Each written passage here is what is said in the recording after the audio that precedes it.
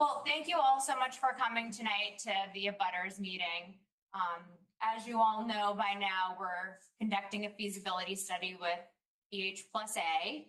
And they have been working with us since the beginning of January to select some locations. And we're in the process of determining what site would be the best location. Oh, he's got the clicker. For a potential center for active living. So we have the Council on Aging, members of ReCalc, who are all working together on a site evaluation criteria right now. And they're having a joint meeting next Wednesday for anyone who wants to tune into that. But for this evening, we have Joel Bardwin here, who's from BH plus A, and he is the architectural consultant for us. And he's going to be going over an abbreviated presentation.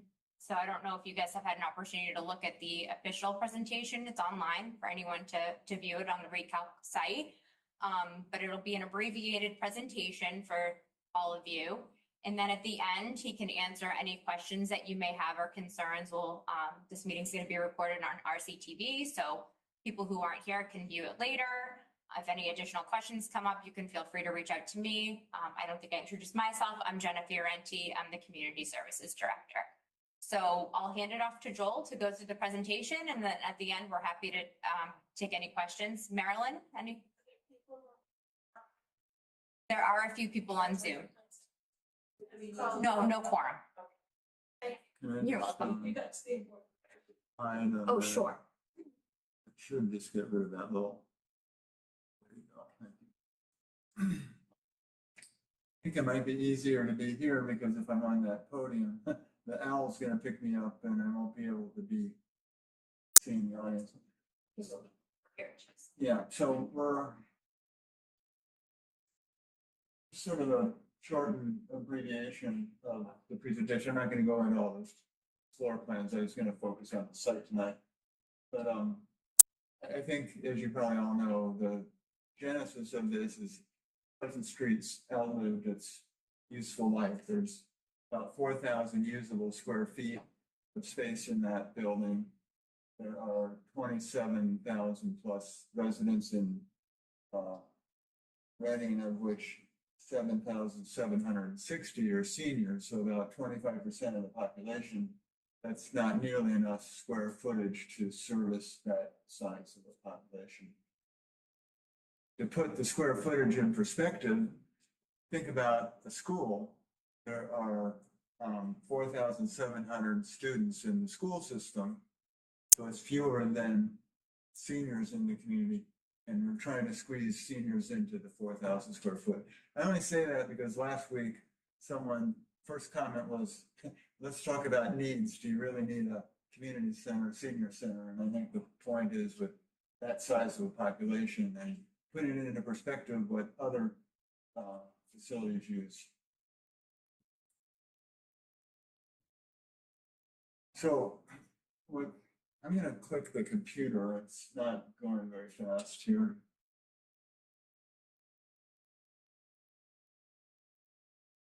Yeah. If I can go back one.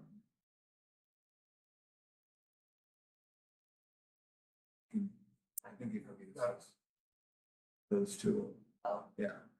So basically what's going in the building are certain discrete programmatic goals that get transferred into rooms. And the basic version of satisfying all these needs gives you about an 18,000 square foot building. Will that get a little bit smaller when we get into the next phase of design? We're sort of hoping so, but right now it's around an 18,000 square foot building. If you add a gym to it, which makes it a real active space, most of our centers for active living, which used to be called senior centers, have a gym these days. And so when you add the gym, that's another 6,500 square feet. Makes it a bigger building, but serving the basic program is 18,000 square feet. Yeah, that's working better if you don't mind. Yeah. So that will be better. It works. All right. We're in the middle of the process, so as I said, there's a discussion to rank the sites next week. That would get you preferred site selection, then we can finish up the feasibility study. And then we really go to town and design a building for real on the site. So we're halfway through the process. And what we want to do is get a butter's feedback so that when the decisions get sort of evaluated, it's not just our professional opinion about a site or someone else's opinion. We also have the abutters input to put into the mix and to record in the feasibility study. So that's why we're here tonight. The other one. Yeah. All right, so the first one I'm going to do is Pleasant Street. Pleasant Street, the front of the building, where there's a fire station is here. That's the main entry there. Obviously, aren't going to add on, but if you have a 4,000 square foot of space, then we need to add either 18,000 or 24,000 square feet of space, including the gym. You're clearly going to be using this. We also need some parking. We need about 70 parking spaces for this size program. And that's a quarter acre site, 22,000 square feet. Very tight. So this shows how tight that is. Here's your fire station building. We're right up to the property line almost. We're actually over the zoning setback. Town's exempt from their zoning and the bylaws, but we're trying to accommodate all of the zoning bylaws. So on this particular one, once you have a gym and you try to get that size of a building on the site, it's a real, it's a big load. It's bigger amount of clothing than would fit in the suitcase, so to speak. So the next slide takes you to, well, let's get rid of the gym on this site, and it makes it at least a little bit smaller, gives you a little bit of more distance between the neighbors, but you're still quite close to 16 Parker, a little bit more distance between 70 Pleasant. But your main way in, you have one way in here to a lower level garage, and one way in here to an upper level of a garage, about 25 spaces on each level, and the two levels don't connect. So right off the bat, you can see that's not a great parking situation.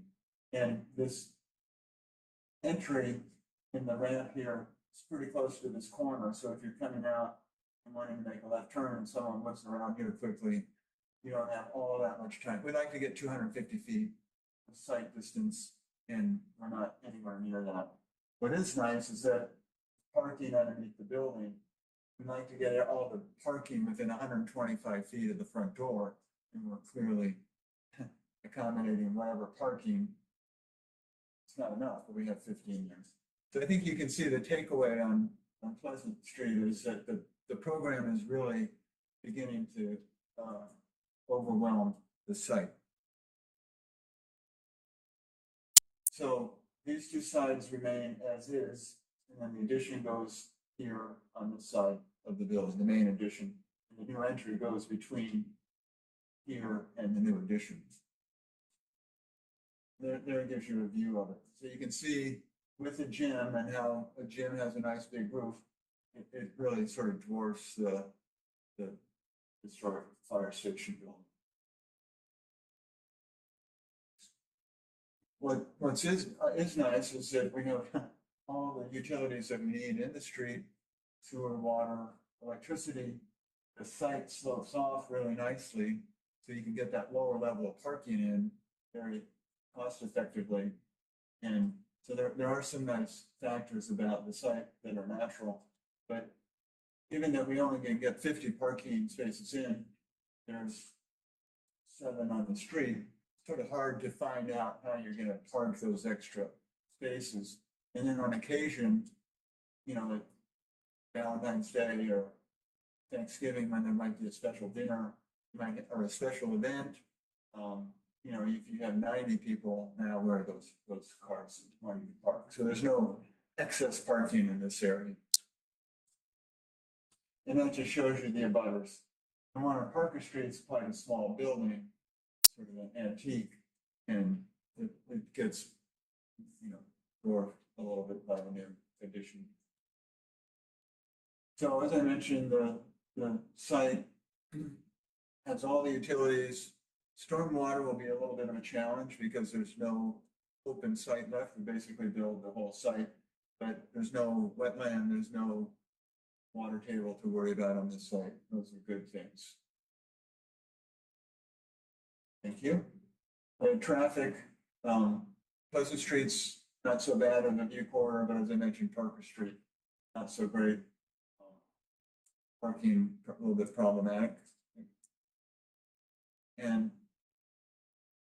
the existing on-street parking is, I think the 7 in front of the building are there for the seniors, but other on-street parking is a free-for-all, so that you can't really count on on-street parking for the overflow parking. Next.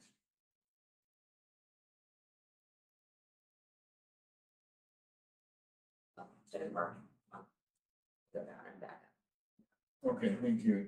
So this is just a zoning compliance, because as I mentioned, we're trying to have the projects comply with the zoning criteria. And, you know, and the reason these are yes and no is that clearly in the scheme with the garage, with the gym, we're exceeding the setback requirements. Next. All right, so here's Oakland, opposite the high school, obviously. What's nice about Oakland is this street is really a ideal, simple, not any instructions on the view corridor. This driveway here is a good place to line up. You generally want to line up your intersections. You see on the site plan, we're coming into the site this way, parking is here, and the building's proposed there. You can sort of see what's going on the site. That the site has topography here, so it's going up the hill. There's one house here, sort of cut into the site boundary is like right here. And then there's another house here right on the edge of the site. So this is your plan. Sorry. For reference, that's the house I mentioned that's brought in sort of the site. There's another one right over here, and then another one right over there. And of course, you have the houses behind the site.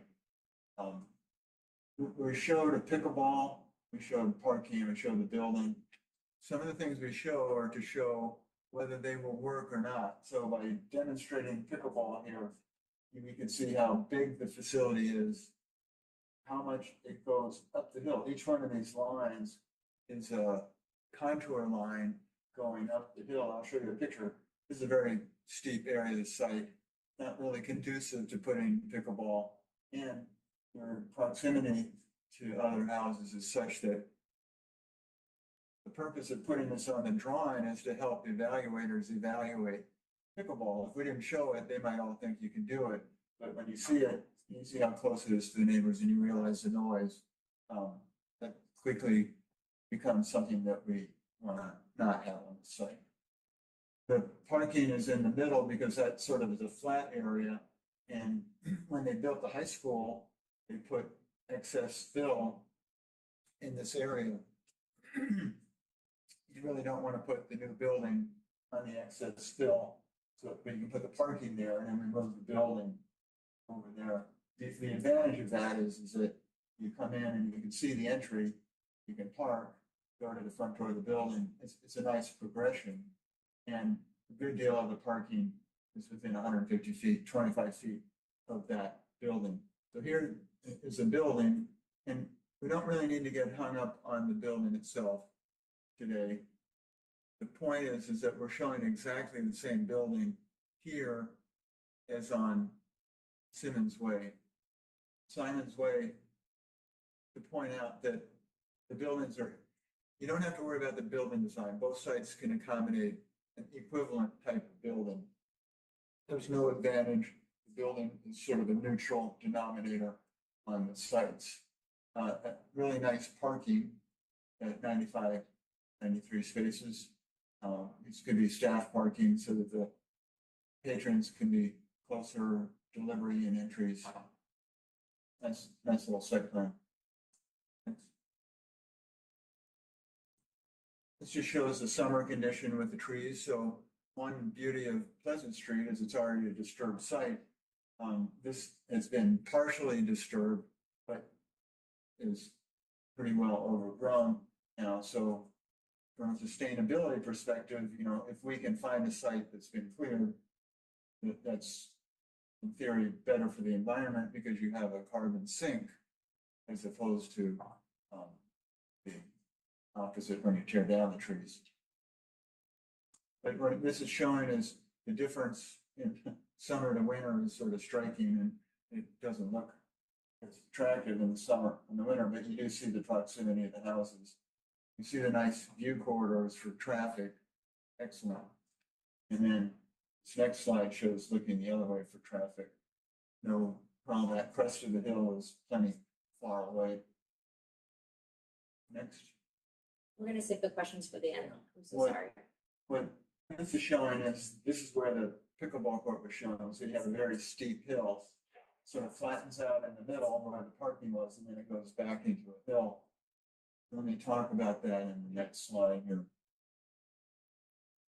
The relatively flat in the central portion where the ground was filled. So this is a report that was done after the high school was constructed. It's part of our report. Next. So that fill area is here. What the red lines are showing, there was a survey done of where, when you have a hill like that, there's usually bedrock underneath it. So these red lines show the contours of the bedrock. So one of the problems of this site is that you put parking here, you put the building here. Part of the building is going to go in okay, but there will be some bedrock that has to be dealt with. Here your site is at 123, and there the bedrock is at 120. So I had the building right there. To get the foundations in and all that, there will need to be some cutting to the bedrock, and there's no great way. If this was a chosen site, there would need to be a tremendous amount of research done to figure out how you could accommodate that excavation without disturbing the neighboring houses. So that we know is a particular issue. Noise, vibration, etc. So it's a wooded site. There's water available, but there's no sewer on that site. The cost estimate includes extending sewer down to that site. Stormwater, there's plenty of site to deal with the stormwater. No wetlands, that's great news. Geotech, as I mentioned, the bedrock gives you a really nice solid foundation for the building. The area of the fill is not great for the building, but to take advantage of the bedrock, we would need to do some careful work on the bedrock, and that's not that easy to do. So it's a thing to be concerned about. And then parking is really nice. This actually is, you can have that 93 parking spaces that we want for the peak. And then we haven't met with the schools yet, but let's say there's an evening event, the basketball court wants to be used, or there's a Thanksgiving dinner and there's a rare occasion that you need more spaces. We think we could approach the school and that with organization, there might be some excess area at that school lot that could be used for particular overday parking. We call that traffic management, and that's easily accommodated on that site. I covered all this. Next. And then again, it complies with all the zoning requirements. Oddly enough, community center is not allowed as of right, but it's allowed as a special permit through the zoning board of appeals or the community development board. But we comply in all the other categories. Now this is an interesting site. It's the furthest from the center of town, but I think in Reading, I've come to realize that the furthest from center of town really isn't that far away.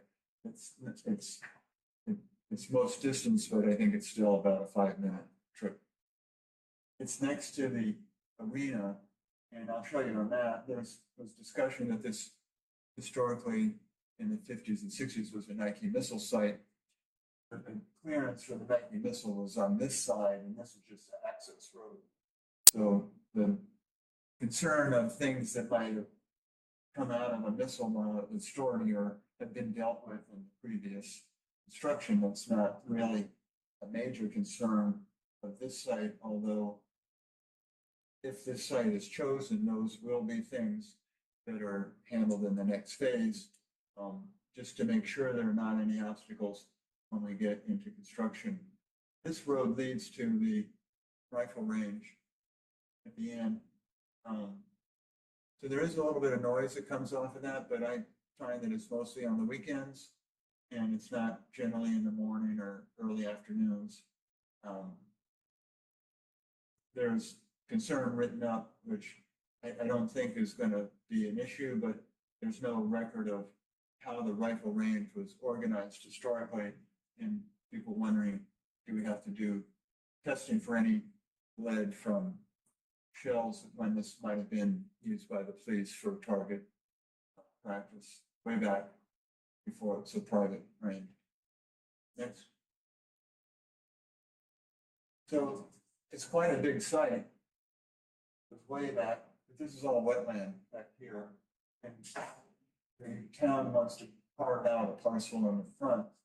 And what we would do is extend Simon's Way here to the end of that site. So the site would have frontage from a zoning perspective. The site would have a way of bringing utilities down to the building and to any recreation facilities.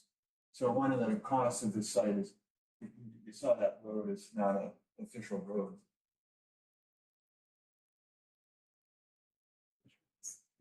So here's a site plan for that. So I was just pointing out the extension of this road. And here you have the ice arena. Building is first. You come in, and then you come into the parking. We can get 80+ spaces. It's a nice parking lot because here it gives you some parking that works with the pickleball. And here you have parking that works with the building. The next phase, I might suggest we flip the building around, get the entry down here and pick up a little bit more spaces. But again, you can see it's the same building that's on Oakland. So evaluating this, I use the term, it's building neutral. You don't have to worry about the program. You don't have to worry about the building. We're just evaluating the site. This private parking lot, and again, we haven't had any discussions with them, but if this were the site chosen, we might talk to them about on that Thanksgiving dinner, lunch, Valentine's Day, when we have an overflow, could we manage some overflow parking? Those are the kinds of things that looks like they may be available here without big problem, because it may be that on a big tournament weekend, they might want overflow parking of this parking lot as well. So that'd be a good trade-off. Here's the edge. This is all wetland. The one issue on this site is it's off of Haverhill Street, and you have to come down between these two residences to get to the site. So it doesn't really have the visibility and the frontage of the other sites. It's a little bit buried, but the fact that it's buried means that those in the site means that those pickleball courts aren't really bothering anybody. They're so remote. The only thing they're next to is the chillers on the ice arena that are running 24/7 and making their own little bit of hum. So it's a nice site from a perspective of you're not really impacting with the building any abutters. You do have the abutters on the access road to contend with, to think about. And that is just a picture of the site and that Simon's Way, and that all needs to be improved.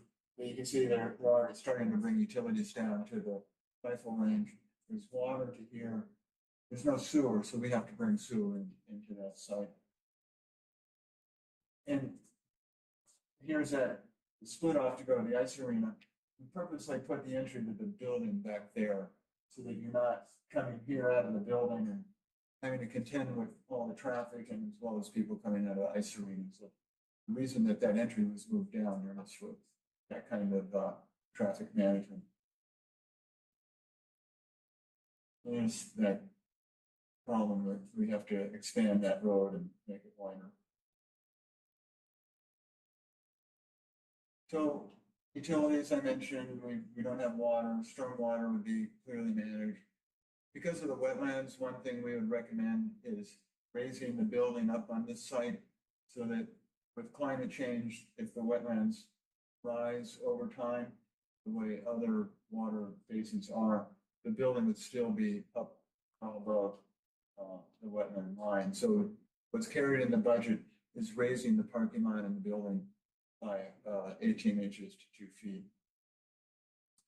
There is an environmental issue that I mentioned. Weston and Sampson's looked at the site and will need to do more work on that if this is a selected site. I mentioned the sort of emissions residue. They just want to check for that so that that's not an issue. And then there were some test wells put on, and 2 of the test wells had very low levels of PID.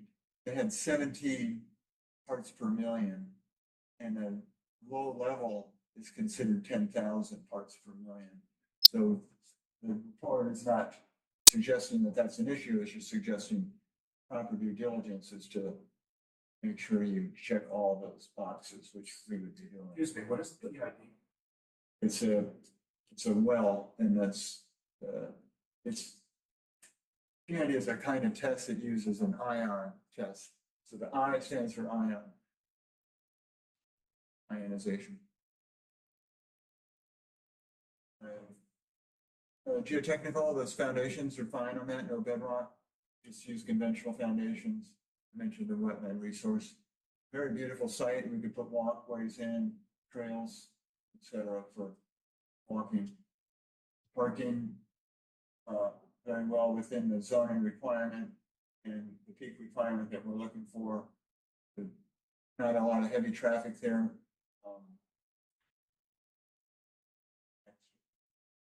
And then this is the one site where pickleball could fit in. The budget that you're going to see does not include the pickleball because we wanted each option to be treated separately, equivalently without pickleball. And then here's that map I mentioned we'd show you. Here's where the missile site was, and that's where the ice arena is. This is the site we're looking for. That's the access road. That's the rifle range. So concern was, is there a residue coming this way? That was the so the zoning again that's okay. There are no zoning obstacles other than once again, as of right, a community center is not allowed on this site. Towns exempt from their own zoning, but you can get a special permit for cultural center type facility through the Community Development Board, which I would assume that we would be doing just to perhaps I don't have to assume that, we haven't really discussed that, but that's typically what most. So the comparative costs are really interesting, and it's surprising.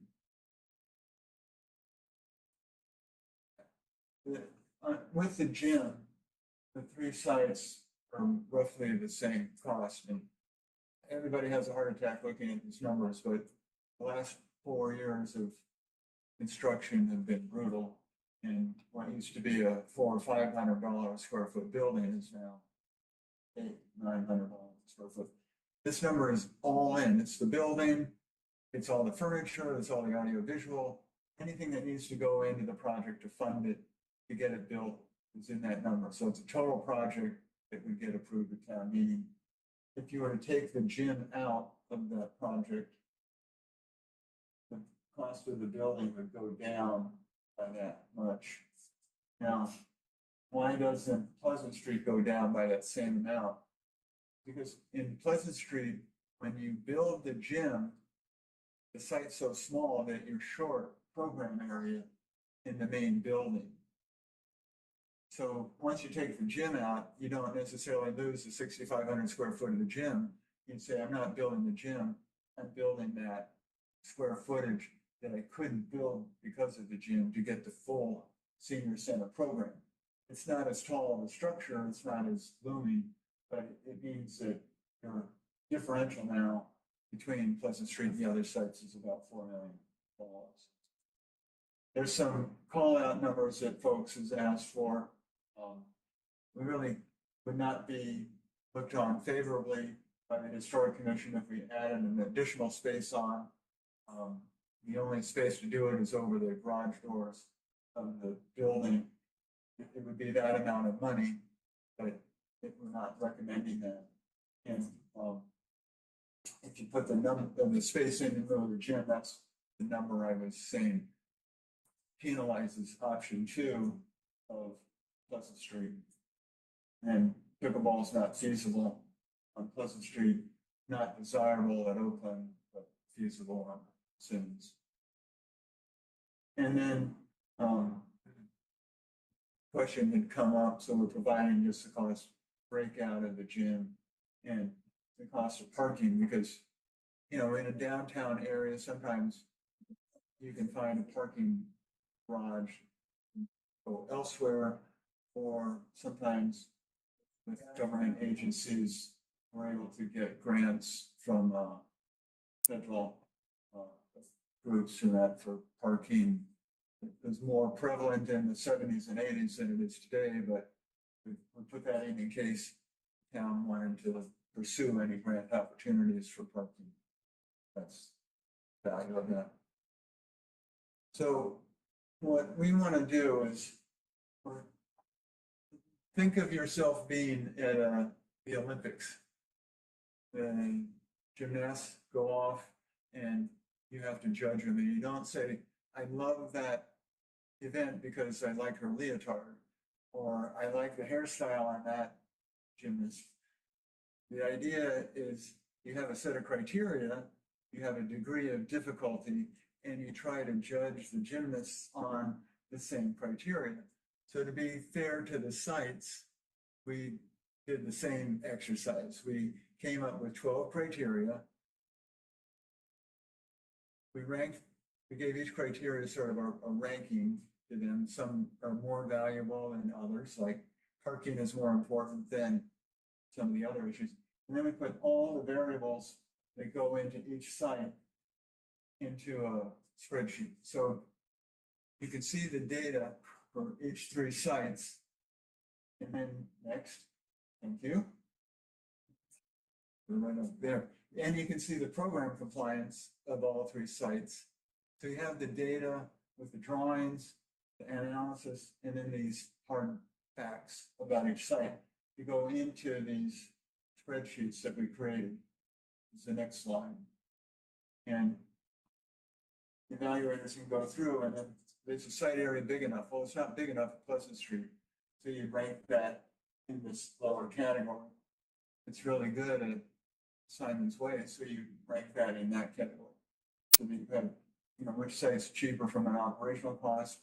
Well, having a garage means you don't have to take the snow off the garage, but there's a maintenance of a garage, because when your car goes in and it has salt on it, and then the salt melts out of the snow, that impacts the garage long term. So operational costs, sustainability, the 12 criteria, and then because these are real objective, we have one criteria, which is the next one that says, well, I do like the leotard that gymnast is wearing. This gives you the subjective saying, there's one person really, I think put it really well. I happen to be allergic to oaks. There are a lot of oak trees on that site. I don't really like that particular site. But this gives you a way to put your personal touch on your evaluation that adds on to the 12, and we thought was a good way to pick up things that people might think of. But again, the idea is each site is ranked the same, and we think it's a very objective, and historically it's been a very good way for us to alleviate controversy about a site. with other communities. So the timeline for where we're at is, we're hearing the feasibility study. We're hoping to get the recommendation, bring that to town select board, agree on a site, and then we have schematic design to advance on that site, because with schematic design, you can really narrow down that cost. We can really narrow down that program. As I mentioned, I'm hoping to be more efficient, bring that square footage down. We can be very definitive about our costs and get a more accurate cost estimate. So the purpose of the cost estimates now was to see, is one site a whole lot more expensive than the other, and use that as a criteria. The next phase will really bring us closer to what the town might need to fund in voting and construction. So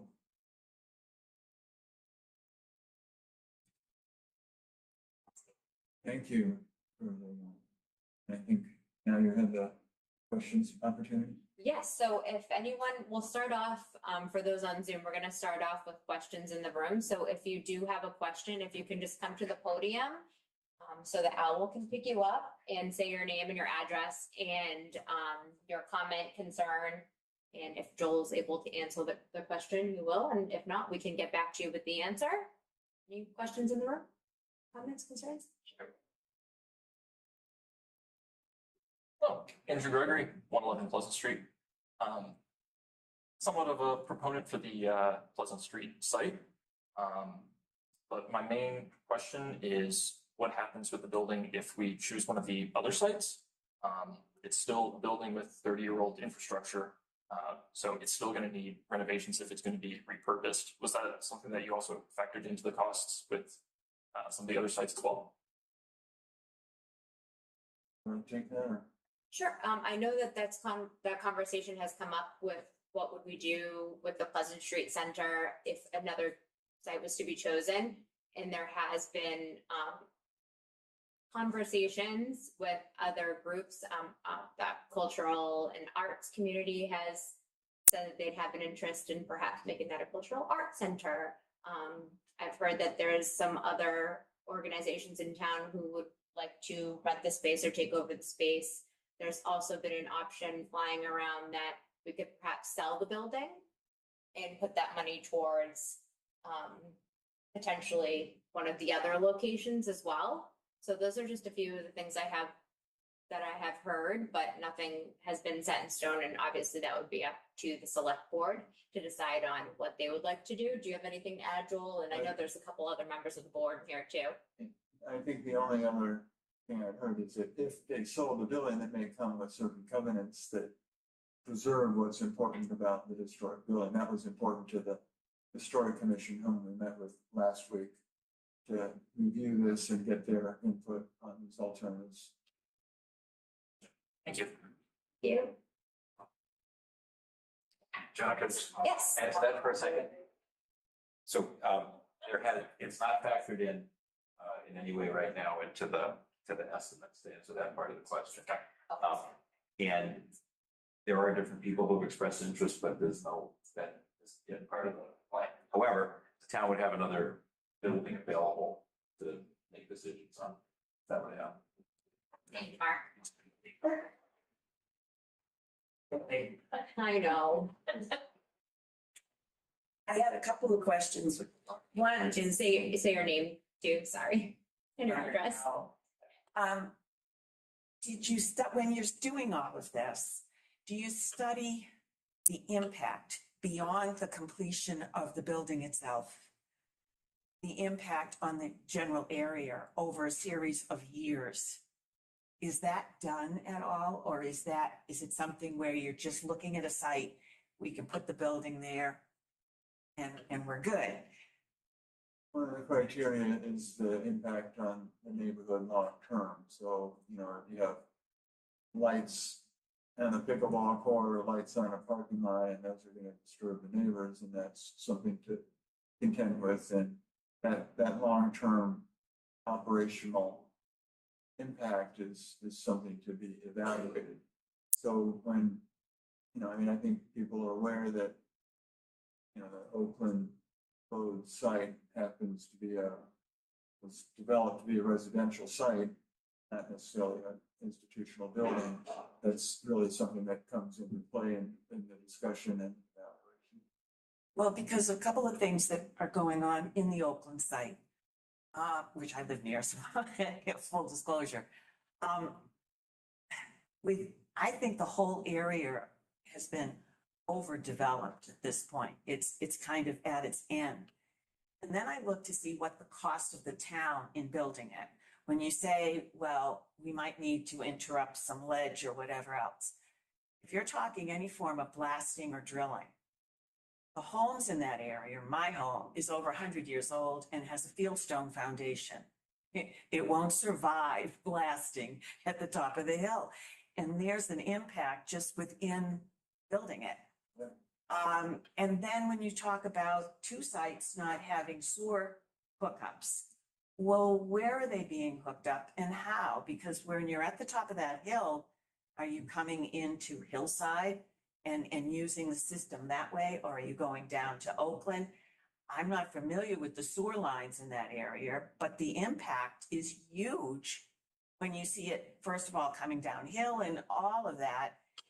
It's like, can the system take it? Because again, the pipes in that area are ancient, and a lot of the water pipes and sewer pipes and so forth would have to be addressed. So it's the impact, as you can see what I'm trying to explain here, is huge and costs more for the town than if you get into an area like the Sidman's Way, where you're creating it from scratch and you're not.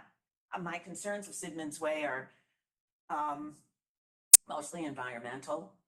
But the other thing I think about is if you're going to change the name of this for a senior activity center, and I think that's great because I think there's two kinds of seniors here. There's seniors who want activities and opportunities and so forth, and there's seniors who need services. And it's a whole different operation, so to speak. And I think Pleasant Street would restrict that activity portion of the seniors and being able to have additional opportunities because of the restrictions on the site. But the other thing I do have to say too, sorry, you'll have to tell me. That's why we're here. No one took pictures of what that area looks like when high school is in session. Every parking space at that high school is taken up, and every parking space on that road, all the way from the tippity top down, is taken up. So that it's not this free and clear thing. And most of the services going on anytime school's in operation would be very, very hard pressed to. And there wouldn't be opportunities for overflow unless you're dealing on a weekend. And even then, we have an awful lot of programs and things that come in. But I'm not going to dispute what you're saying, but in our defense, good idea. taken during school hours on a school day, and that those drone shots were our guy taking them, showing that open parking lot. So I'm not going to dispute that it's Okay. crowded, but I will say that we tried our best to do the survey of the lots several times during the school days. Well, to appreciate how many cars and people come into that every school day already right now, is to see a whole lot of burden, and Hillside in particular. I mean, it's a one-way coming down in, there's a lot of people speeding down that road, which again presents yet another problem. But yeah, more importantly, the idea of just the building site itself and what it could do, and where do we go if our homes are being, the walls are cracking and everything else under a situation like this, we're one person instead of. So it does have impact beyond just the raising of the building. Thank you.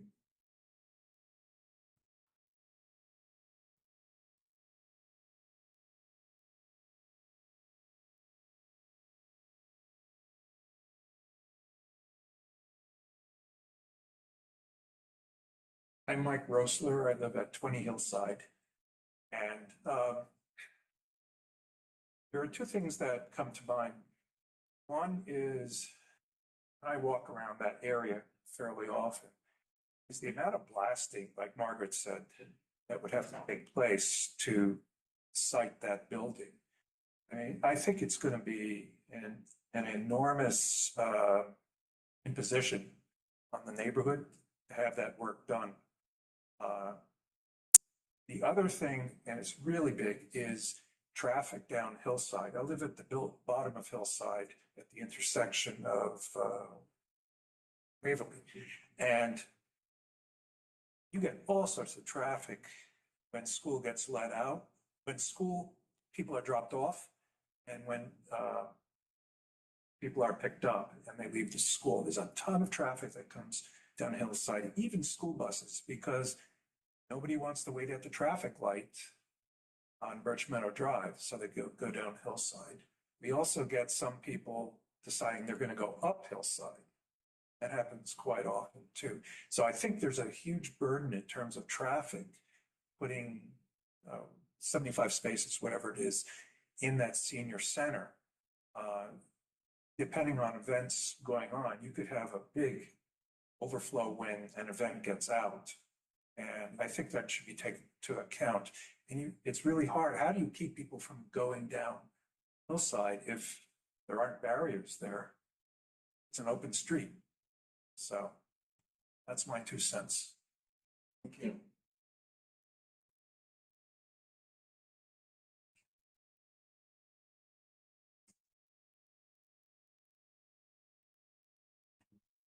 No, okay, we go first.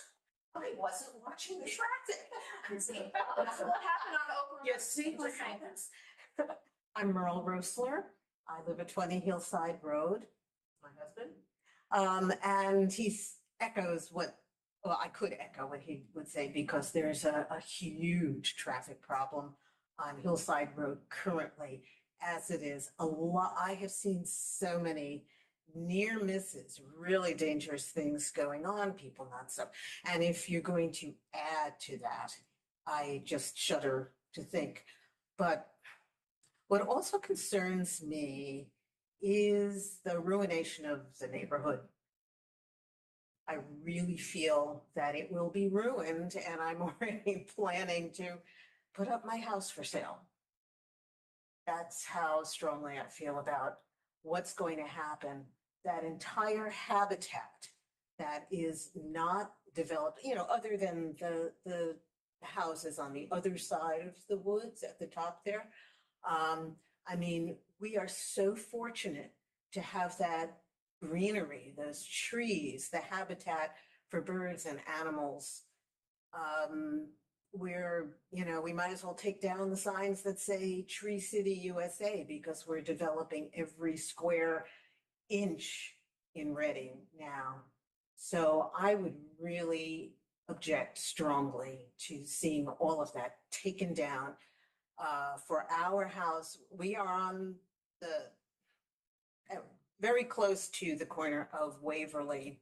So we're not all the way down to Main Street. And I consider ourselves fortunate that we don't have to look at the high school and look at that traffic. It's bad enough that we experience the traffic. So I am hoping that we don't have to go through that. Thank you. Thank you. Hi, Sean Riley. I'm on Beacon Street. I'm a butter to Oakland Road. Couple questions I have is Pleasant Street still really a contender at this point? I know that there was a historical meeting, committee meeting, and I think they vetoed. Well, From what I've heard, there's just so many meetings with this on the topic, the agenda. I could go to a meeting next week. I mentioned last week, and there was an informational meeting to get their input before people were doing the evaluation, because Yeah. the idea is to hear from everybody that we can think of to put into the evaluation mix. They don't necessarily have jurisdiction over whether project can go there or not, but they can make a recommendation. And their recommendation was that they felt the program overwhelmed the size of Yeah. the building, and that maybe the building could accept an addition on the south side, the back side of it, but to go on 2 or 3 sides of it sort of overwhelms the little fire station that's on that corner, and that You know, it could be a much nicer use with a less intensive program on that site. Okay, so it's still officially, Well, it's something that can be evaluated, but we do Yeah. have their input that they don't look at that. It's favorable for that historic nature of the building. That is a national historic building. yes, yeah. Okay, yeah, I just know because there's people running for the select board in May. And their stance right now is to renovate that building, so if it was out of the mix, I wanted to get their opinion of the other two sites, so that's the question. Pickleball courts, is it definitely gonna be out at Oakland Road, or is it, We don't think that it makes, if you were to, if the selection, they're off the table for Oakland Road because of topography and because of the noise that it can Right. use. So yeah, I think the feasibility study showed at least that part, not good at all. and then also for the plan to work at Oakland Road, you would have to purchase part of someone's property in that White House? And Is that what the town would have to do? Sign's done without purchasing that property. So but if they are able to purchase it, then if the plan shifts downward? If you could, if that was an option, the plan could shift down and that you'd be off the steep part of the hill where the blasting is. The whole site could move over to the center. But so it's not only the building, but there's a paper road that goes on the side of the building of the house. Yeah. That you have to protect, which actually is good because it gives the house a little bit of a buffer, but without the house, it would be better, but we haven't explored that. It's not our option to say the town should buy that lot. So what would be so where the cul-de-sac of Chestnut Road is up at the back of the site, what would the buffer be if you can't purchase the land? Like what's We can go back to the site. between those houses and the building?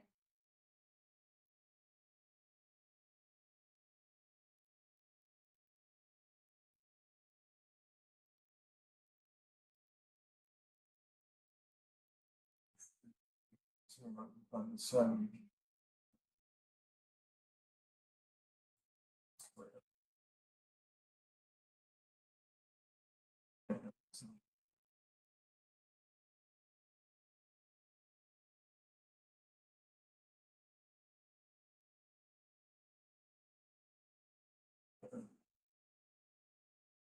This is fine.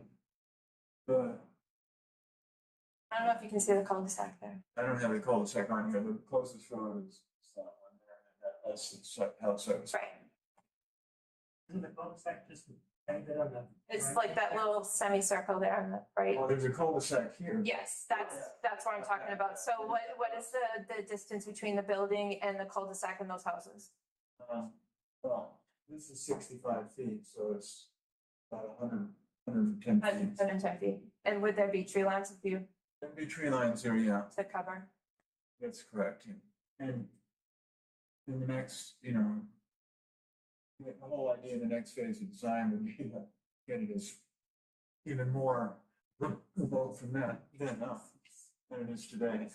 Okay. That's clearly something that we're aware of, yeah. Okay, so how would you handle the ledge if you had to? I don't have an answer for that tonight. You'd have to really find a non-invasive way to not go in there and blast or use more. The idea might be to redesign the building to get it closer, or get it out of the hill, and then really manage the foundation so that we only dig, and you can do it with a jackhammer as opposed to a big piece of equipment, where the footings go, because for the most part, bedrock is very stable for a building. That's why there's all those skyscrapers in New York, it's bedrock holding them up. So it's actually quite good from a structural perspective, once you can figure out how to anchor your foundation. So combination of tightening the building up, moving it downhill, and then being very, very careful about where the foundation lines go. Did you ever read or know about the water tower project that's right close by from there? Which part? The water tower for Reading? That's- So they had to drill and they drilled and drilled and drilled for days on end. It was blue granite. and they actually broke hydraulics Yeah. trying to drill through it. And I believe they had to change the design of the foundation of the water tower because they could not get through that. So when you say drilling, and probably a lot of other people are getting PTSD because Right. it was all day. And we have to deal with the bedrock. I wasn't saying drilling. And the building's a different, the water tower is basically a vertical cantilever, so the foundations need to go much Right. different than for a building because you don't want the tower to topple. So they may have had I hear what you're saying, and Yeah. I think we flagged that issue. Okay, That's why we have the map with the red lines, and yeah, that information about the site is available for people that are evaluating the site to see and make that yeah. decision. And I know it was said before, but a lot of the houses in that area were built in the sixties, seventies, eighties. And they're definitely gonna get some damage if you blast within that radius. So what is the process the town does for that? What is the process of what? The town does for if you have to blast and we sustain damage? Well, I don't know that the site's been selected as the. Yeah, I know, I'm really going at you hard, but So if this became the preferred site, the next phase of design would be to very carefully figure out a foundation system. Okay. And then when we have projects like that, you go into each residence and they do a complete photographic documentation of the house. And then when there's a problem, if there is a problem, which typically there's not, but you have a way of saying, we agreed on this Yeah. is the condition of my house and now my rubble foundation's in trouble and here you can see it. So that's a cost that goes into this project that's a non-product, it's sort of a pretty expensive process to not get anything out of other than protection. But that's how we would do it. yeah. Are you also aware that there's a drain pipe in the woods of Oak Road? In the woods, Mhm. I'm not. Yeah. Or engineer maybe, I wasn't aware. Yeah, I think someone probably maybe email pictures maybe today. Yeah. So there is a drain pipe in there. I'm not sure where it starts, but there's a nice river that flows through there and there's a pond gathering at Grandview, I believe. So there is water there. It's not a town. I don't know where it came from, but it's there. So I want to make sure that that's factored in. It's just like all these factors that I'm speaking about. It just blows my mind that all three projects are the same cost. There is so much going in Oakland Road with blasting people's houses. Water, I mean, it goes on and I just want to know how you guys come up with this number that's so similar to all the other three sites. Well, the other sites have their own challenges as well.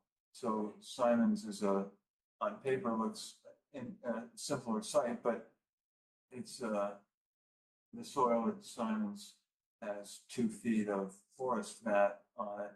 And you can't build on forest mat because the building will settle, so you have to remove that. So each build, and the sewer needs to be extended on, there's no water or sewer at Simon's. So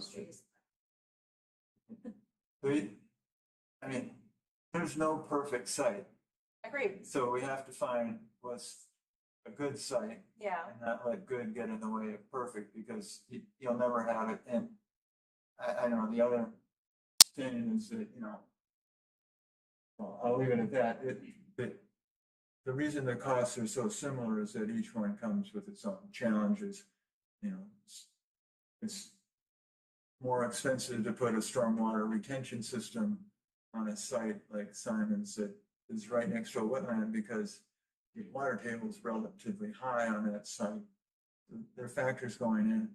It's a preliminary estimate. It's for the problems that sort of come. The cost of the building on the 2 sites is from the ground up is identical. Sure. They're the same site. yeah. So I just think of trying to get there. I think it's gonna be a whole lot more expensive. And then just lastly, I just don't think that this site is safe for seniors. I think with the traffic, people speeding, having the overflow parking to the school, if the school allows it, them crossing the street. I mean, are we thinking of putting in crosswalks? Someone mentioned a traffic light, I think, at some point. I just think, and you know, it will get overrun with kids, from the other 3 schools around there, which I know we want, and kids do deserve a place to go as well, but I want to make sure that we take care of the seniors. They deserve it, so. Can I say one thing, that we're not taking notes now because it's gonna be recorded and we can get our notes when we're not Okay, listening. I appreciate that. I'm sure people will write as well, so. Thank you. Thanks, Jill. I have a question. Oh, we're gonna go get to the Zoom questions after the in-person ones. We won't forget about you. Again. I guess most of, Name, sorry. Laura Stella, 347 Charles. Most of what I have to say, I've already said at the Killam meetings, which unfortunately keep overlapping with some of these meetings.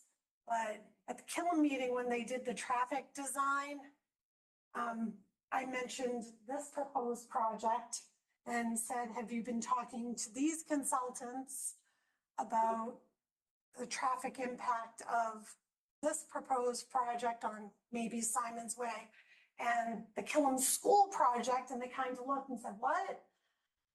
What project? There's 2 major projects proposed within a stone's throw of each other. And Killam School, let me first say that I'm not saying it should go on any site. So don't think that I'm saying, oh, it should go on open road, because I don't think that's a site either. The Killam School project has, correct me if I'm wrong, all of pre-K and kindergarten now probably going there. You're gonna increase the number of students by 1/3. They're looking at a 2-story building or possibly 3-story building right there on the Haverhill Street side. So you're gonna be able to throw a rock to the 2 big projects. Traffic-wise, nobody's looked at the impact of both the projects together. Nobody.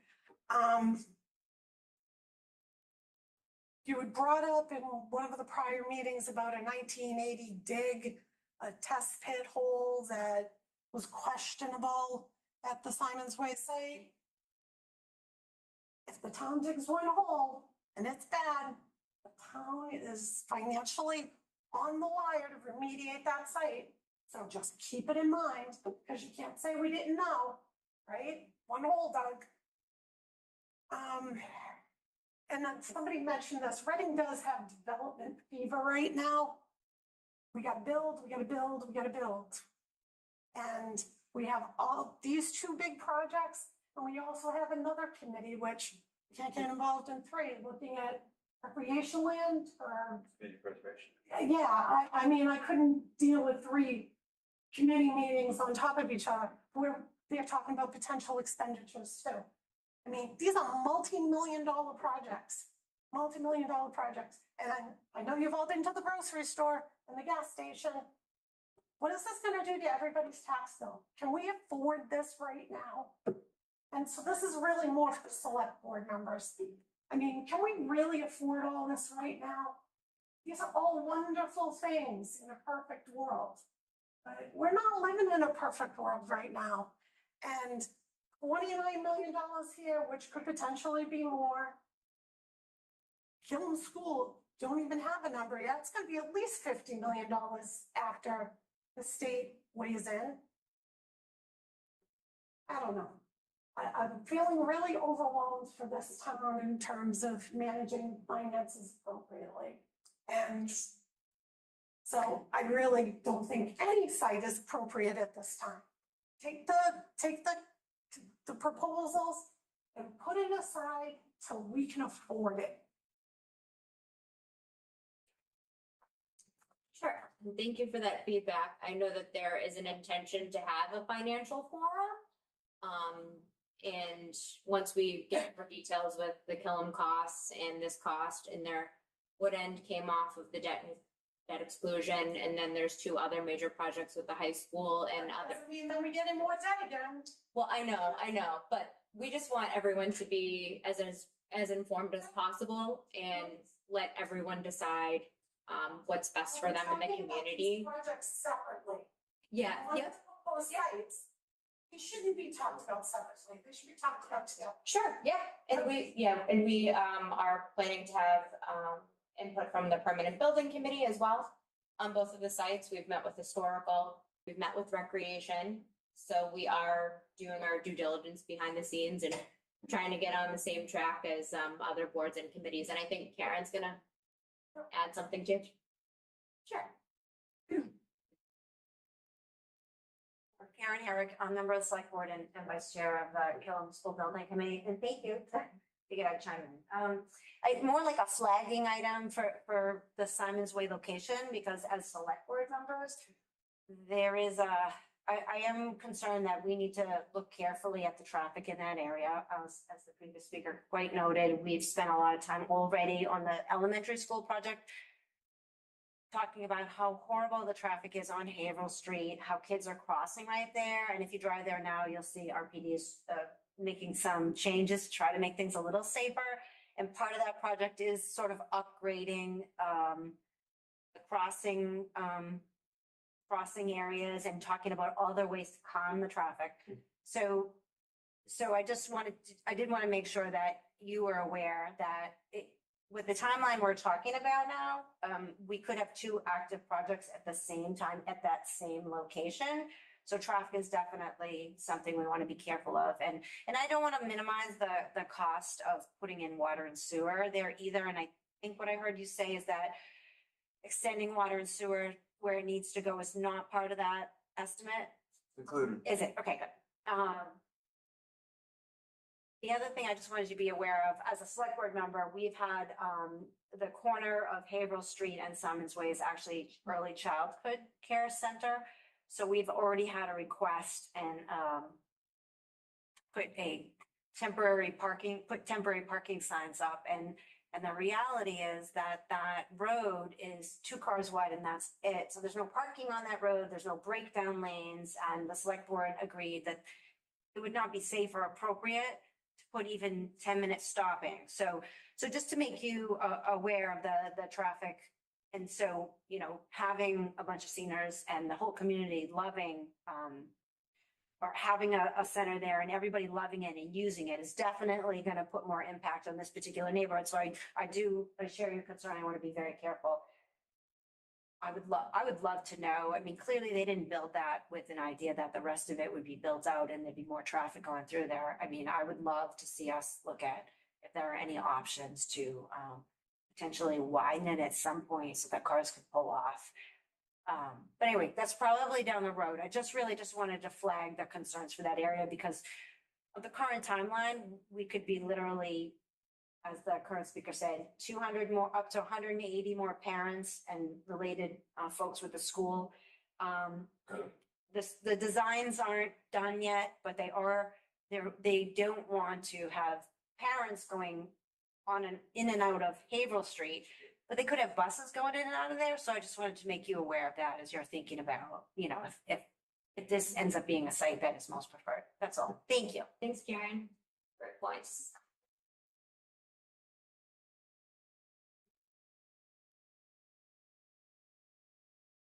Mark Delaney, Beacon Street. So this hits right at home for me, and I'm not trying to push this project in any direction. I'm all for a great senior center to service, our elderly population. But I live right next to the water tank. The town manager tried to put a 200-foot cell tower in the middle of our neighborhood. What I think is missing is an emphasis of the impacts on residential neighborhoods. This site, can we pull that map up? Oh, sure. Sorry, you just stopped sharing. That's okay. This site is surrounded by residential houses. And then across the street is a high school. That has got to be a main factor when evaluating these projects. Simon's Way? No, not Simon's Way, Oakland Road. High school, yeah. There you go. So, I mean, there's a lot of trees there blocking the houses, but you've got, once you take all those trees down and the potential for drilling or blasting, whatever it is, to get rid of ledge and damaging homes. We had the same thing happen in my neighborhood when they were gonna start blasting. We got this notice in our mailbox. We wanna come in and take pictures of the inside of your house. I don't want any stranger coming to my house to take pictures of my house to protect them from liability. The point is, you've got residential property owners that live all around the site. That has got to be a priority in the decision making. And you're going to remove all those trees, which is going to impact, you know, their well-being. I have a criticism for your point about, so this picture here was taken on a school day. On a school day. I drive that road every day from my house to the YMCA. I don't know if that's an hour before school has started or an hour after they've left, but that street is lined with cars during school. So that may have been on a school day, but that's either before school's, an hour before school started or an hour after they left, because there's cars all over that road. All those parking spots are filled. Now, that's somebody who lives there and drives that street every day. Very misleading, that photograph is very misleading. Yeah, so I mean, I'm sensitive to Simon's Way. I actually thought that was a good site because there's a lot of room to work with there. There's potential to expand programs there. But I don't want to say, oh, go do it over there. But this site, I don't think you've given enough emphasis of the impacts of the people who live around the site. And I'm sensitive to that because it's happened to me. The water tank project, we just finished 2.5 years, and that project is still going on. We've had construction for 2.5 years in the middle of our neighborhood, and it's probably another 6 months away. You got to factor that in, that these folks are going to have to deal with that. And that additional traffic you're going to bring to that area, I can tell you in the morning, if I don't time it right, it's a nightmare. It'll take me 10 minutes to get for a 2-minute drive with the traffic that's all backed up and the buses going in and out of the parking lot there. So I think there needs to be a real emphasis of impacts, especially when, if you're talking projects that are equal in value, which one will impact residents who live there the least? And I'm not saying that to send this over to Simon's Way, because I'm sensitive to these folks that they have to deal with that and they live over there. So anyways, those are my comments. Yes, thank you. In the COA and recalc committees, they do have impact on abutters as one of their site evaluation criteria. And I know that multiple members of the Council on Aging, because they've told me, have driven through the neighborhoods that have been impacted, specifically Oakland Road,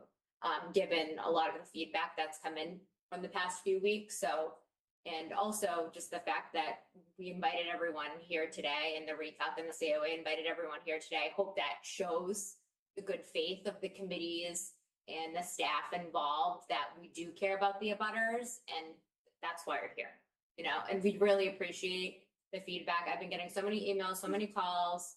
I've been forwarding them to Joel, even some today. He probably hasn't even gotten a chance to look at them, but these are things that we all take seriously. And I know that the COA and recalc and the select board will do the same.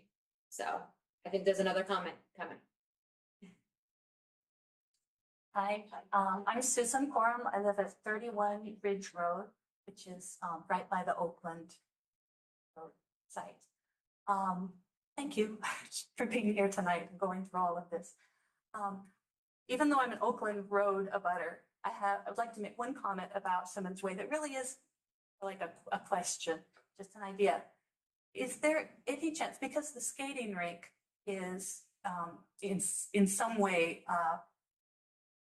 one of the town's facilities, has there been any thought to whether Range Road could be rerouted along the way the slide is, the bottom of the site, so that the major roads then circle an area that could be more like athletics, activity, community, senior complex. It's just a thought, because I don't know what kind of efficiencies might be possible if the parking became, though they were separate, if the parking became more like one area and then the buildings were somehow related to each other. Okay, I'll try to get on topic now with Oakland Road. I had done a bunch of volunteer work at the high school, and sometimes I would come out of the Performing Arts Center and there was a lot of parking, a lot of pavement. But then there were trees, and I could kind of feel like, because of the trees, partly because of being done with whatever volunteering I had just done, and partly because of the trees. And I thought to myself on more than one occasion, that must really be something for the high school kids. After a day of high school, after tests, after whatever drama, to come outside and there are trees. Our neighbor at Oakland Road actually apparently gave us a little slideshow talk, and I think one of the recalc meetings, and I saw the slides from it, and it was very beautiful, very eloquently done, talking about how important it is for the school children to have green areas around. Also related to trees, I think in the paper I saw just in the last couple weeks that an entity in town had declared an Arbor Day in Reading. And they wanted to emphasize the town's commitment to planting trees and protecting the trees we have and such. I wish I had more specific information about that, but this seems like a kind of opportunity where I would really like for the town to serious thought to the removal of so many trees, and particularly in an area where the trees are counterbalancing all the pavement at the high school. When you're talking about parking at Oakland Road, it sounds like the parking count can be very high compared to some of the other sites. And I would wonder whether instead of more parking spaces, that those extra spaces could be instead turned back into unpaved areas. I would like to say turned back into tree areas, but I imagine the site disruption to do a project of this scale means that there wouldn't be trees in that area unless some were replanted. I have particular concerns about drainage on this site because it's sloping from the south, sloping from the north. Oakland Road is higher than this site. And if someone's to understand this, for people who are listening on Zoom, people here, it's really difficult to understand this site by looking at a map, even a topographical map. There's some things you can see from Oakland Road.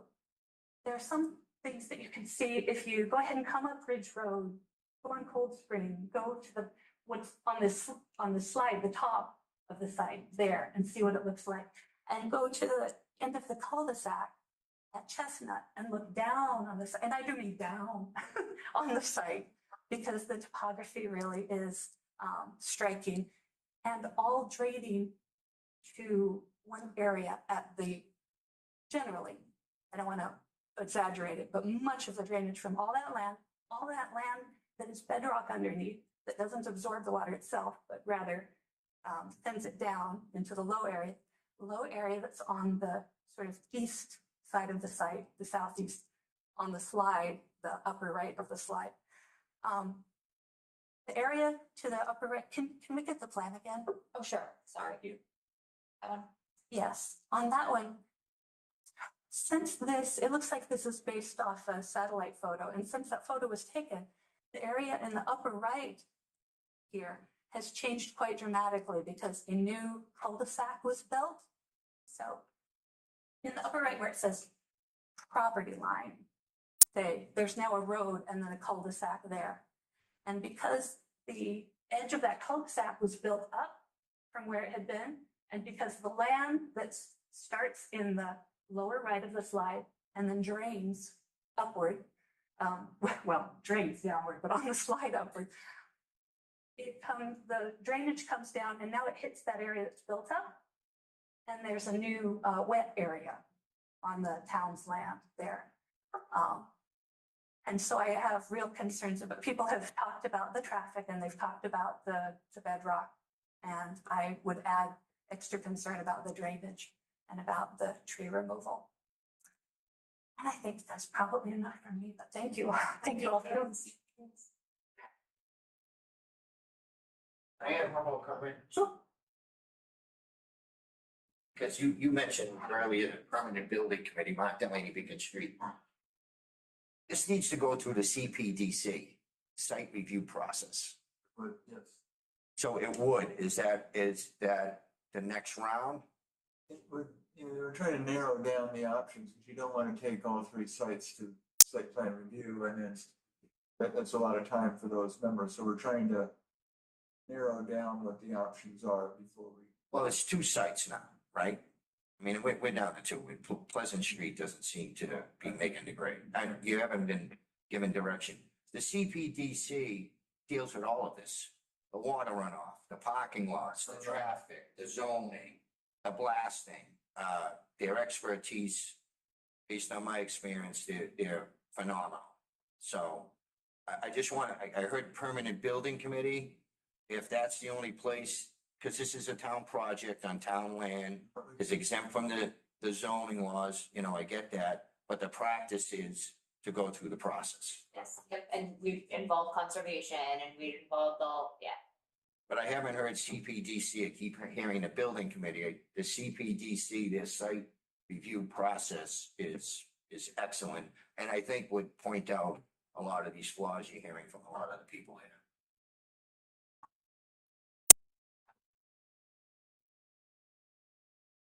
Any other questions in the room here? All right, let me stop sharing so I can see some of the folks on Zoom. Anyone on Zoom have a question? Yes, I am. Oh, I'm you being know- part. I'm a butter of Oakland Road. I'm the owner of the White House.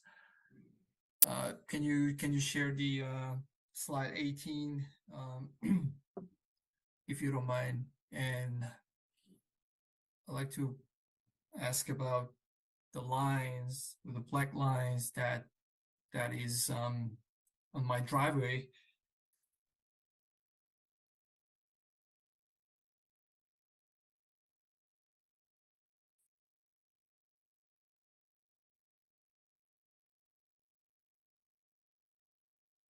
Thank you. So looks like some of the lines are maybe in my driveway or the right side of my driveway. So if town requests me to sell my property, is that something mandatory? I don't have any options. Is that something I have to sell my property just in case? That black line is the difference between, the black line is actually a survey line that was measured when the town bought the land and we were given that survey. The underline that shows your driveway is an aerial photograph, and they're not, the aerial photograph from a satellite isn't perfectly aligned because it has perspective to it. So the overlap is a good, you know, I probably would have seen it if it was my house too. It's that black line doesn't encroach onto your site. Okay. Yep. Okay. Thank you. And the other thought I had was like I already presented trees and school student, but also there are hundreds of study that practicing shooting sports for seniors can also improve their hand-eye coordination and fine motor skills, drive skills, and overall physical dexterity. So I think maybe not Oakland Roadside with a pickleball court. Maybe it would be nice to have the place where maybe shooting range is very near, so that seniors can go there and they can do that shooting sports and get more improve on their their skills on motor drive skills and their hand-eye coordination skills, things like that. So that there are college, university professors, they already done the study in various way. I can summarize and also make a slide deck for everyone. But that's something also we can think of. Not only pickleball court. We already have a pickleball court right next to Reading Public Administration parking lot, exactly for pickleball court. I don't think we have to have another 4 of a pickleball court in Oakland Road, because seniors can, they can use that court as well. So my suggestion was it would be nice to have some place that's shooting range is near. Thank you. Thank you. And my another question I have is, how long it will take to start construction from first day of a construction to the last day? It ranges, but it's anywhere from 14, 15 to 18 months. So it's a little bit over a year to a year and a half. So that year and year and a half. So I think there is regulation from Massachusetts and Boston that there is certain amount of noise level that construction have to control during certain amount of start time to the end time of the day. And you are calculating based on that decibel level of noise versus construction progress, and you're thinking year and year and a half, right? Right. So the hours of construction are limited, and the noise levels would be, something to be monitored as well. That is something that, as you mentioned, is I think Reading has some bylaws about those hours of construction. Yes, I do have a data that shows from the residence area, there should be a decibel level that must be lower than that level. If it's over, then you're against the law, so you have to stop construction for a certain amount of days, and then you can resume your construction again, right? That's something everyone knows, that's very general common knowledge that everyone knows about it, right?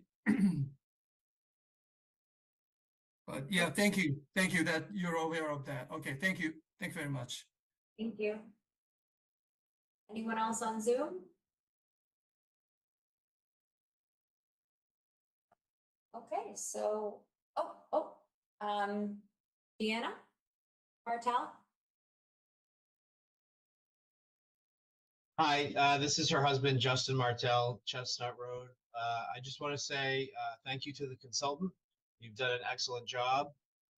But regarding the sites, I agree with all the concerns people have raised, and it seems like we have sort of like a set of bad options, and we don't want to, as a community, select a subpar option and then as a community, not just the abutters, but rush into something and then have some regrets. So for me, I'm really concerned about all 3 sites. And in a previous meeting, I had asked if we had looked into leasing, and I think that the town needs to try harder when it comes to leasing McDanus properties. We had the temporary library set up there. There's a bunch of surplus square footage, a tremendous amount that would be perfect for this project. So regarding these sites, I think they're bad options, subpar. The town's going to end up regretting them if we move forward. I don't completely understand the impetus for the rush. And I think that the community should also be aware of what the plans are for the Pleasant Street Center if we move forward with this project. Thank you. Thank you. I've also heard an emphasis on the rush, but this has been an ongoing project for 2 years. We did a study with UMass Gerontology.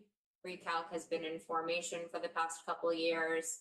So this has been being explored, and a lot of time, energy, and effort has been put in by a lot of members and volunteers in the community and staff. So I know that when we get into the feasibility, sometimes it does seem rushed, but there has been a lot of background work up until this point. And I think that there was one other person on Zoom. Was it Matt? Did you want to talk, Matt? I know your hand got put down, but. Sure, it's Matt Moulton, 42 Chestnut Road. Just had a question about like emergency vehicles, fire trucks in that parking lot. Did they explore that, or is that something that CPDC would be better answering? No, the civil engineers will have to provide fire truck access. The parking lots are designed generally to accommodate that access and the turnaround. And there are. Would that be a turnaround, or would that be a cut through to the new cul-de-sac? Pardon me? Would that be a turnaround in that parking lot? They'd be able to drive around the parking lot, and then there is a turnaround on the side of the building, so that there's a building code requirement for how far you can pull a hose on the building, and so there's a service drive and a turnaround on that particular site that accommodates the fire trucks. We'd have to go further with that and take it to fire department. The first thing we'd do would be to review it with the fire marshal before we take it to your site plan review committee, and work things out. Go ahead. Would there be a curb cut on the other cul-de-sac, the new cul-de-sac? I don't think so. There would be one, it would just be the curb cut on Oakland. Okay. And then just to bring up the project length, 1.5 years sounds, that's your personal estimate? Is that correct? Well, we've done one of this size in Sandwich. It was in 14 months. I mean, I don't want to overestimate or underestimate how long it'll take, but definitely not over. Let's talk about the under. I'm putting it. I mean, it could be anywhere from 14 to 18 months times. That's pretty disrespectful. I'm taking that personal as an abutter. And then back to the amount of money lauded for the project. You put in, the inspection costs of the foundations into that figure? That's correct. Yes. Do you have a figure for that? Pardon me? Is it a line item? Do you have a figure for that? I don't have that line item in the budget.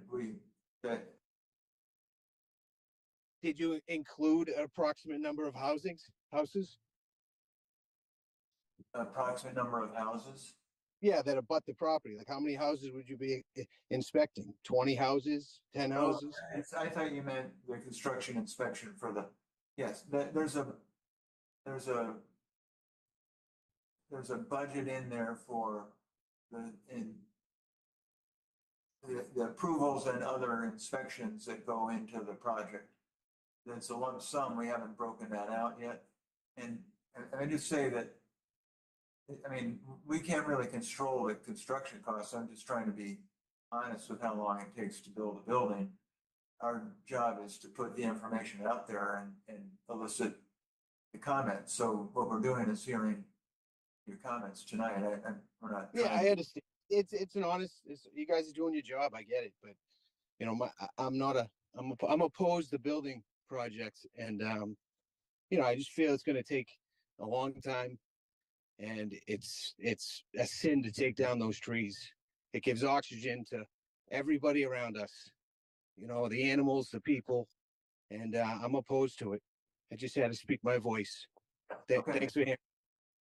Thank Do you mind asking the caller what he meant by it's disrespectful? Because I got totally lost in that. Matt, was there about the construction? Oh, it was the estimated time of the construction project. It definitely is not going to take 1.5 years. Okay, we're still on the water tower project. It's been over 2 years. I believe, and please correct me if I'm wrong, the answer was about how long does it take to construct a project of this type, not how long does it take to get a project done in your town with all the various things that might slow it down. Does that make sense? Who am I speaking with? I'm in the audience. One of your neighbors. I'm Susan Moore, 31 Ridge Road. I just thought that you were asking about construction time And I believe that the architect answered based on his experience of what it would take to build a project like that. And so I concerns about how long it might take because other things are going on in town or because of the speed at which Ready moves to approve things is one I thing would that say, I couldn't put yeah, that on the architect. the topical area. I mean, it's just the blasting alone. It's going to take a lot of time, and it's concerning to the neighborhood. Okay, I didn't know if I had missed something else. Thank you. Okay. Okay, any other questions on Zoom or in person? Okay, great. So, Well, I was just gonna say, if I could, all of us in our neighborhood put an awful lot into our homes. And it's a case of saying, will something impact it? Will it devalue my home? Will I be able to sell it? Will I have to sell it? And will I have to sell it for less because of a problem that we didn't foresee right away, but definitely impacted? Because we're so tight and packed in, because of the age of the neighborhood and all of the infrastructure, and all the sewers and pipes, et cetera. And I think it is a major concern. We can be inconvenienced by traffic and we can have an aesthetic of trees, but let's come home and say, yeah, what's the value of my property? And is it something that the town is doing going to diminish that? I think all of the citizens of Reading need to be involved in a decision that says, yes, we can't impact somebody like that. Poor guy who's living in that White House, I'm sorry, but his life will be misery if that site was chosen, just from a standpoint of the noise, the trucks, and whatever. And are we allowed to do that kind of without thinking about it? So whoever has the decisions on this, I think that, yeah, we have to think about what's great for the town. We all certainly want to support the town and do something that's good for it, but not at the cost of our own personal homes. Just something to be said. Thank you. I live at 16 Parker, just concerned about stormwater. and your name, sorry. Robert keeps swelling right next door, all pitches to my property. I know the building is coming close to my house.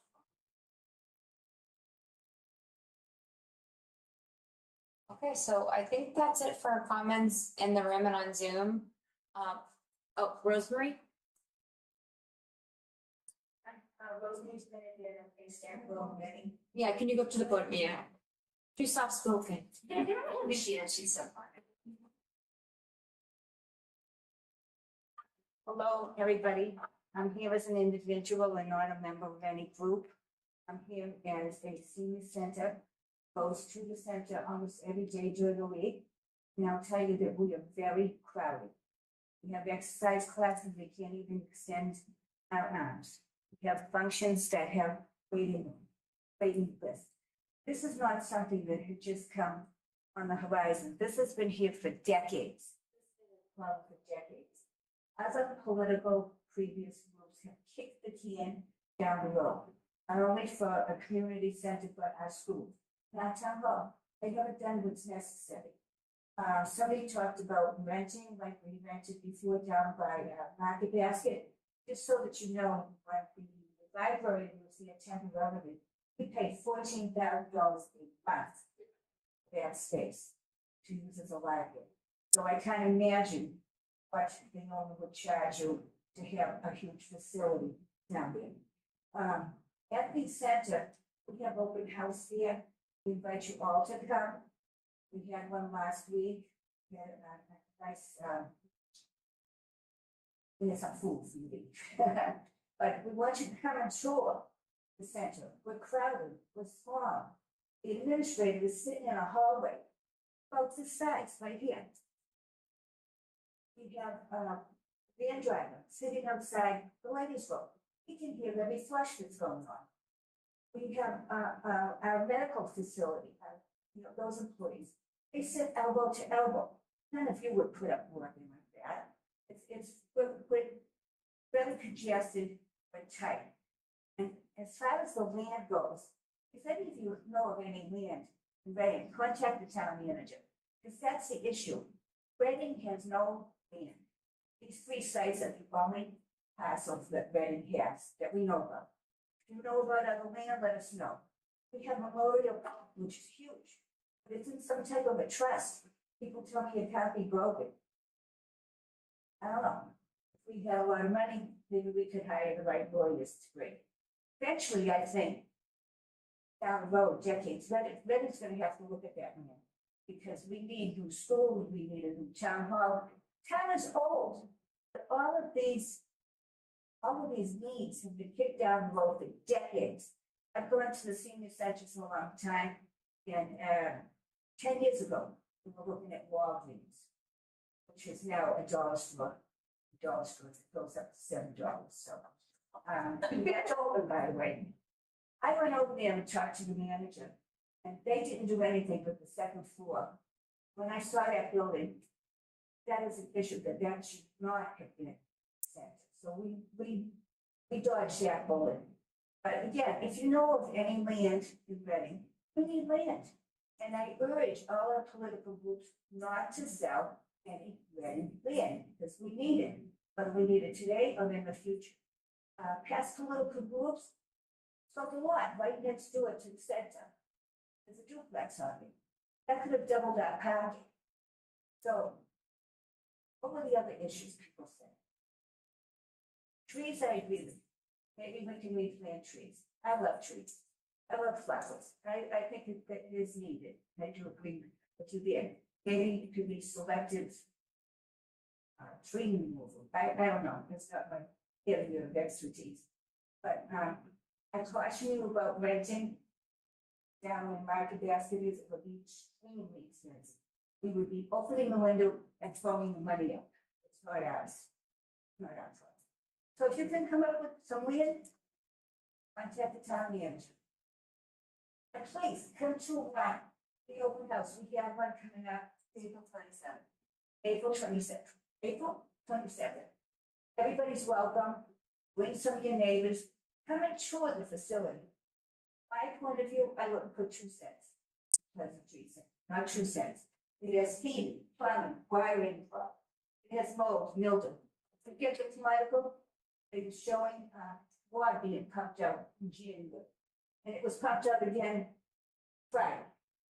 So it's, I don't know what that product would be used for. It's really not good for a community center. And we are a community center. It's intergenerational. We have all different types of programs here. Late afternoon and night. Come to the programs. Come so you can be every room and see how tight space is here. We need better bathroom facilities.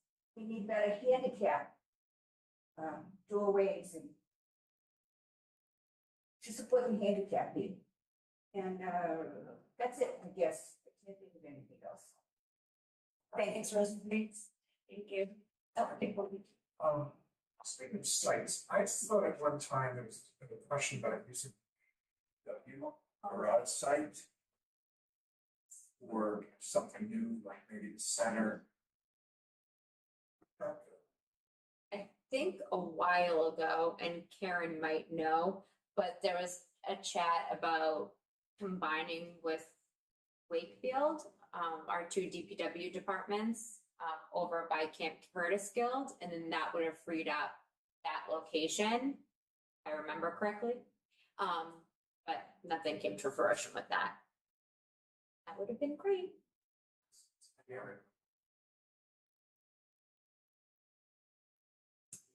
Oh, I think Mr. Martell has his hand up again. Yes, thank you. I just wanted to comment on some of the rental numbers that were thrown out, just to share with the group. If it is truly $14,000 a month times 12 months times 10 years, we're talking $1.68 million, which is much cheaper than the cost of this capital project. Sure, and I don't know what the space is at Market Basket specifically. I don't know if it could fit the programmable needs of what the seniors are looking at the other locations. So that's another thing that we would also need to consider if we were looking at a leasing option. But I don't know that that's an option that is being explored right now, not that I'm aware of. So I think we are going to wrap up. If anyone has additional questions, you can feel free to contact me, the select board, Recalc, Council on Aging. And we appreciate you all for being here. Thank you.